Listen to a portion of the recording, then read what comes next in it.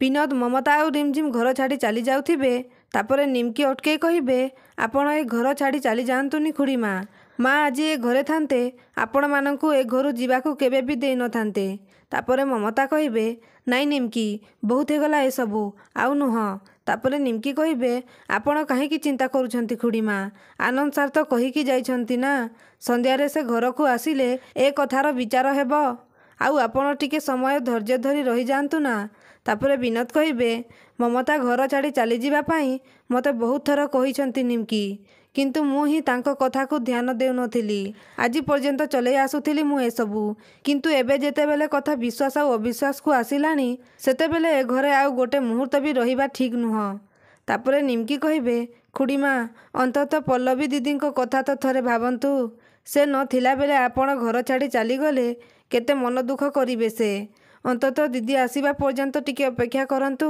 ତାପରେ ରୁବି ଉପରେ ଥାଇ କହିବେ, ନିମ୍କି, ସେମାନେ ଯାଆନ୍ତୁ, ତାଙ୍କୁ ଯିବାକୁ ଦେ। ପ୍ରଥମ ଥର ପାଇଁ ସ୍ୱାଭିମାନର ସହିତ ମୁଣ୍ଡ ଉଠେଇ ବାଟ ଚାଲିଲା ଭଳି କାମ କରୁଛନ୍ତି ଏମାନେ।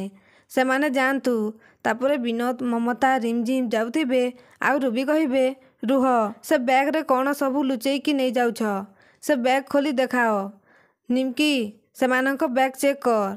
ଭଲ ଭାବରେ ଦେଖ, ସେମାନେ ଏ ଘରୁ କିଛି ଦାମୀ ଜିନିଷ ନେଇ ଯାଉନାହାନ୍ତି ତ? ପୁଣି କହିବେ, ଚାହିଁଛୁ କ'ଣ ନିମ୍କି?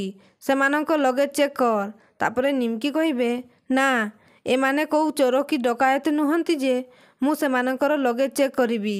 ସେମାନେ ହେଉଛନ୍ତି ମୋ ମାଲିକ। ଯୋଉ ଲୋକମାନେ ତାଙ୍କ ଜୀବନ ସବୁବେଳେ ଅନ୍ୟ ପାଇଁ ବଞ୍ଚିଥାନ୍ତି, ସେମାନେ କ'ଣ ତାଙ୍କ ନିଜ ପାଇଁ ଏ ଘରୁ ଦାମୀ ଜିନିଷ ନେଇକି ଯିବେ? ତାପରେ ରୁବି ଆଶ୍ଚର୍ଯ୍ୟ ହେଇଯାଉଛନ୍ତି ଆଉ କହୁଛନ୍ତି, ତୋର ଏତେ ସାହସ? ତୁ ମୋ ମୁହଁ ଉପରେ ଜବାବ ଦେଉଛୁ? ତତେ କହି ମାରିବାକୁ ଯାଉଥିବେ। ଆଉ ମମତା କହିବେ, ନାଇଁ ଦିଦି, ତାକୁ ଆପଣ ମାରନ୍ତୁନି। ଆମେ ଆମର ଲଗେଜ୍ ବ୍ୟାଗ୍ ନିଜେ ନିଜେ ଖୋଲି ଦେଉଛୁ। ତାପରେ ରୁବି କହିବେ, ତୁ ଏତେ ଭଦ୍ରଲୋକ ଦେଖେଇ ହେବା ଦରକାର ନାହିଁ ମମତା। ତମେମାନେ ସମସ୍ତେ ନିଜ ନିଜ ଲଗେଜ୍ ବ୍ୟାଗ୍ ଟେବୁଲ ଉପରେ ରଖ। ତାପରେ ସମସ୍ତେ ବ୍ୟାଗ୍ ଟେବୁଲ ଉପରେ ରଖିଦେବେ।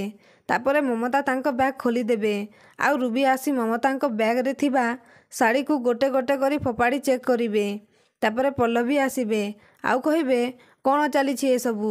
ତାପରେ ରୁବି କହିବେ, କାଇଁ, ତୋ ଆଖି କ'ଣ ଫୁଟିଯାଇଛି? ଦେଖିପାରୁନୁ କ'ଣ ହେଉଛି ଏଠି? ଏମାନେ ସମସ୍ତେ ତାଙ୍କ ନିଜ ଇଚ୍ଛାରେ ଏ ଘରୁ ବାହାରି ଯାଉଥିଲେ। କାଳେ ତାଙ୍କ ବ୍ୟାଗ୍ରେ ଏ ଘରର ଦାମୀ ଜିନିଷ ଲୁଚେଇକି ନେଇ ଯାଉଥିବେ, ସେଥିପାଇଁ ମୁଁ ତାଙ୍କର ବ୍ୟାଗ୍ ଚେକ୍ କରୁଥିଲି। ତାପରେ ପଲ୍ଲବୀ କହିବେ, କୋଉ ଅଧିକାରରେ ଆପଣ ଏସବୁ କରୁଛନ୍ତି? କିଏ ଏ ଘରେ ଆପଣ?